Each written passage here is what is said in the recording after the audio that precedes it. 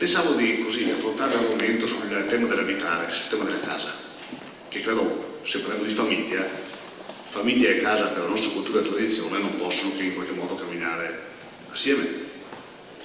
D'altra parte, credo che nella storia, tra l'aspetto fisico di quello che era la casa del passato e invece quello che oggi è una dimensione culturale, una forma di identità, un modo perché la persona e famiglia costruiscono il loro futuro e senza futuro probabilmente non c'è. Tutti i nostri ragionamenti probabilmente potrebbero cadere. Tralascio quanto detto su questo argomento da tutte le organizzazioni mondiali, prima l'ONU, la nostra stessa Commissione Europea, i nostri stessi atti parlamentari, la nostra Costituzione. Però volevo proprio affrontare l'argomento in qualche modo su un'analisi di come siamo. Parlo più di Veneto, Ministro, parlo più di Veneto perché visto che siamo qua, mi pareva opportuno anche tradurre in casa nostra questa dinamica. E allora proprio noi stiamo lavorando, anzi quest'anno, ogni anno, la Regione Veneto fa da tanti anni, e ringrazio anche qua il Presidente Tesarin che vedo tra di noi. Abbiamo appena approvato lo statuto che ha parti importanti sul tema della famiglia e sul valore della famiglia per noi veneti rispetto alla prospettiva futura, quindi lo ringrazio ancora. Ma ogni anno elaboriamo uno studio molto profondo, importante, attraverso la nostra direzione statistica, studio che viene sistematicamente utilizzato, e quest'anno casualmente non è, come possiamo notare, uscirà a giorni che non può essere che un anno di lavoro sia finalizzato come quello di oggi, ma tra gli argomenti importanti che affronta il tema proprio della casa, dell'analisi dell'abitare, inteso come qualità dell'abitare e quindi anche analisi di qual è lo stato della situazione dell'abitare. Ecco, allora emergono da questo studio dati che a mio avviso sono la premessa poi del ragionamento delle azioni che la Regione intende fare. E anche su questo qualche minuto tratterò velocissimo, su quello che facciamo e quello che in qualche modo programmiamo di fare, perché c'è, come sempre si dice, stare troppo sul generico, troppo sulla programmazione, qualche volta si rischia di non essere concreti nell'azione quotidiana, che è comunque importante. E allora credo che i dati che emergono da questo lavoro importante che abbiamo realizzato dicono intanto che pur essendo aumentata in questi ultimi 10 anni la popolazione veneta dell'8,4%, questo aumento nasce anche da una forte nuova immigrazione, quindi non è solo somma ovviamente, anzi, di natalità nostra. Sono aumentate invece le famiglie intese come coloro che famiglie nell'accezione più ampia del 17%, cioè a dire che anche l'evoluzione della famiglia sta decrescendo il numero di vecchi nuclei, perché se aumentano le famiglie di più che non l'incremento di popolazione c'è una trasformazione vera nella società, anche veneta in particolare. Abbiamo 2 milioni e qualcosa più di famiglie in Veneto su 5 milioni di abitanti, con una media di 2,4 cittadini per famiglia. È un dato ancora buono, non è il massimo, ma è un dato buono. E il 77% delle abitazioni venete sono in proprietà. Quindi il valore della casa per noi va al di là di ogni ragionamento. Quando si parla di tasse sulla casa non apro polemiche politiche, non è in nessun tratto di intervento ci vuole, ma la sensibilità è in qualche modo nei veneti in particolare. È una battuta che faccio all'assemblea, per noi il mal del mattone, in qualche modo si nasce in famiglia con l'idea del mattone di farsi la casa, è proprio nella cultura dei veneti, e l'80% dei cittadini vivono in queste case, cioè abbiamo in casa di proprietà vive l'80% dei veneti. Questo è il primo fattore che porta all'attenzione. Secondo fattore, una novità di questi ultimi anni: 5 milioni e qualcosa di abitanti, 500.000 stranieri, quindi siamo ormai al 10%. Do numeri arrotondati perché non serve, però le virgole contano poco.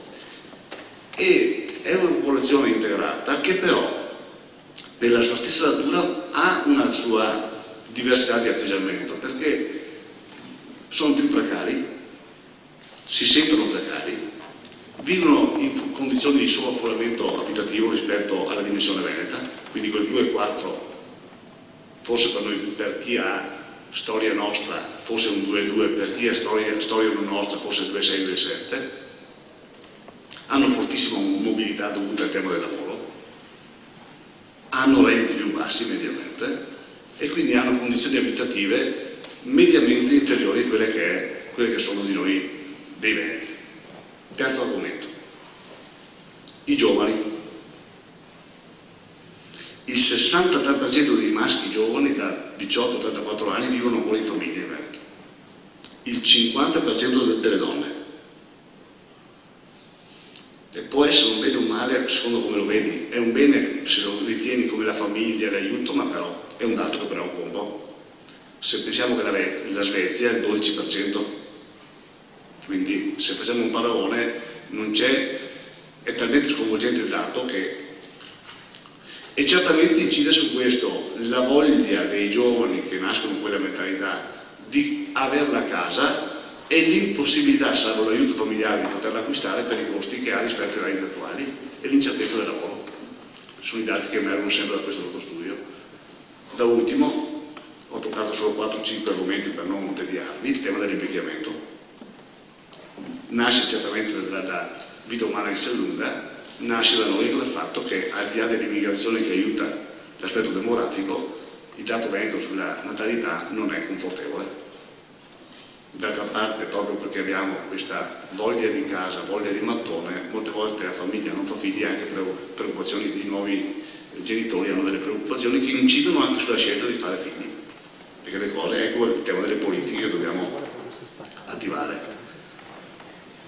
Di oltre 65 anni sono 1 milione in Veneto, quindi un quinto della popolazione veneta, il 25% vivono da soli, il 45% vivono in coppia tra anziani. Quindi, ultimissimo dato, non è da poco, un 6% di giovani che per motivi essenzialmente di studio ma anche di lavoro vivono fuori casa in casa, e quindi la doppia casa per il 6% di veneti è un fatto che non nasce da esigenze di natura o di studio o di lavoro. 6% è un dato importante, perché se pensiamo che un 6% di veneti usano 2 case, ma ripeto, molti giovani per questi 2 motivi, è un dato che ci fa riflettere. È buona la situazione abitativa veneta rispetto alla qualità delle abitazioni venete.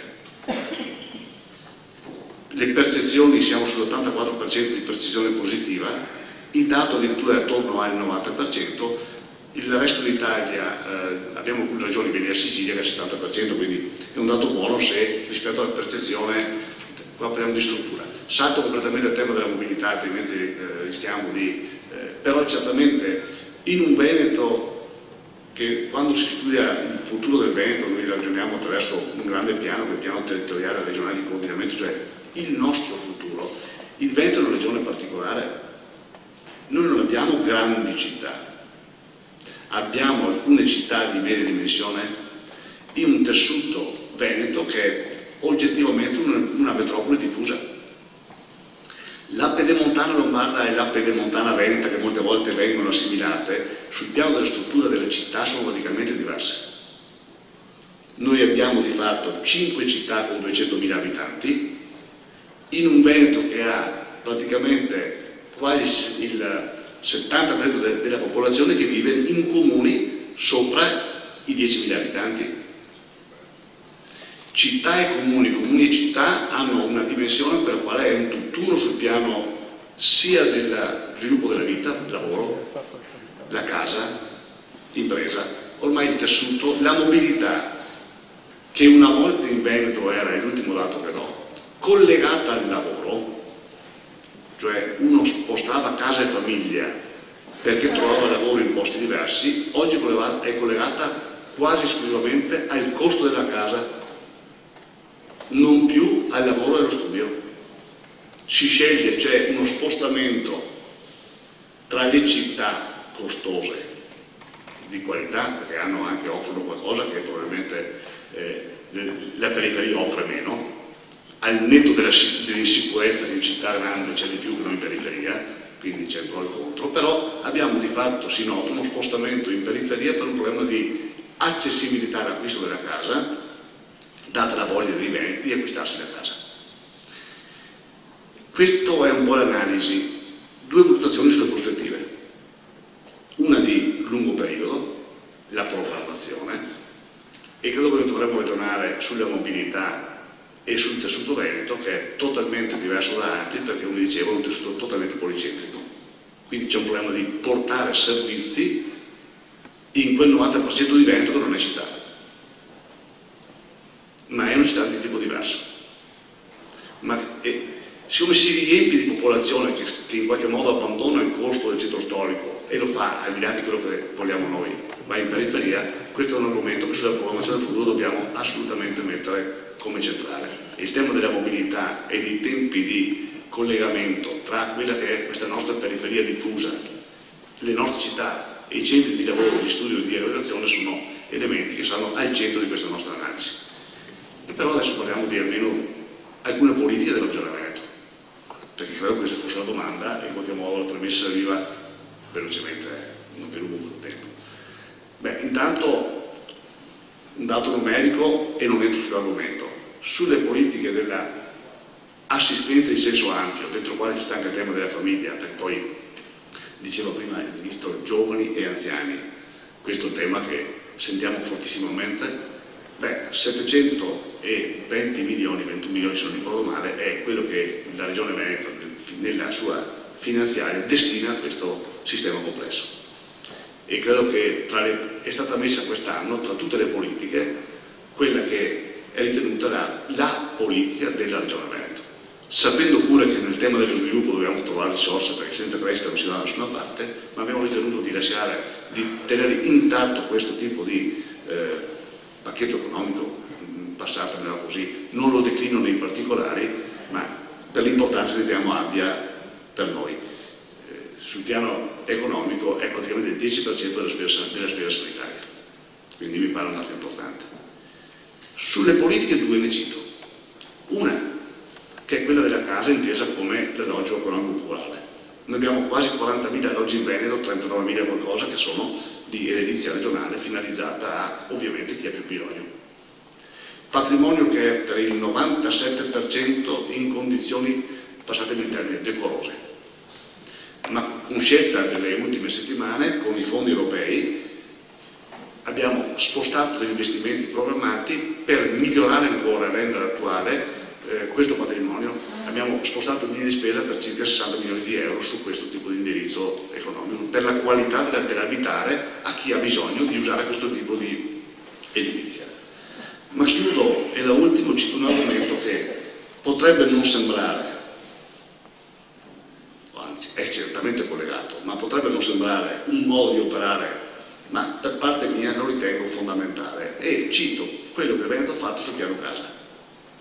Sembra una politica urbanistica. In realtà siamo stati i primi ad applicare la norma nazionale. Siamo stati quelli che l'hanno applicata in maniera più estesa, coraggiosa, qualche volta scontrandoci con qualche amministrazione comunale, ma è normale che sia così, perché la dialettica è opportuna rispetto ai centri storici volontari di fare. Siamo ad oggi, a distanza di 3 anni dalla prima applicazione, a quasi 40.000 interventi in Veneto, dei quali quasi 25.000 sono fatti sulla prima casa di abitazione.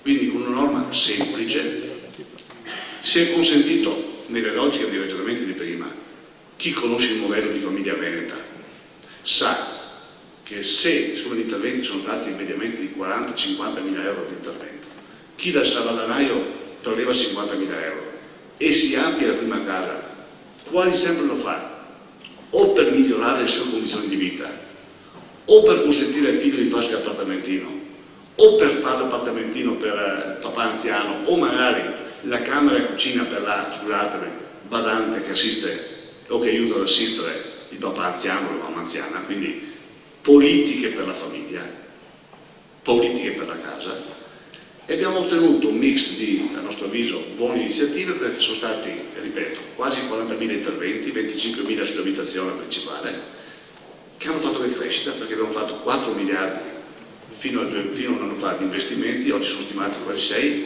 rivolti alla piccola e media impresa veneta, che sono il tessuto, sono sempre le famiglie di prima, perché poi quando si parla di famiglia, di lavoro, di struttura familiare, e il nostro modello è questo. Ecco.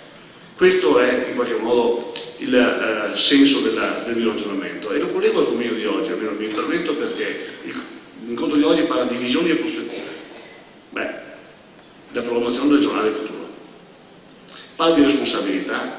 Beh, noi che governiamo abbiamo anche la responsabilità di fare. E quando fai, devi fare politiche concrete e vere che poi, non dico al di là, ma in ogni caso si possono anche misurare. Perché chi ha un ruolo istituzionale ha anche l'obbligo di consentire agli altri e in qualche modo rispondendo a se stesso, misurare le attività che fa. Ecco. Io quello che volevo rappresentare è questo tipo di lavoro che facciamo. L'ho fatto su un settore solo, non ho voluto spaziare perché mi sembrava più opportuno concentrarmi su questo. Certamente, con questo chiudo, la Regione Veneto, per il tessuto veneto, per i veneti come sono sul tema della politica della famiglia, ritiene, e credo ritiene sia un faro del nostro agire quotidiano. Grazie ancora.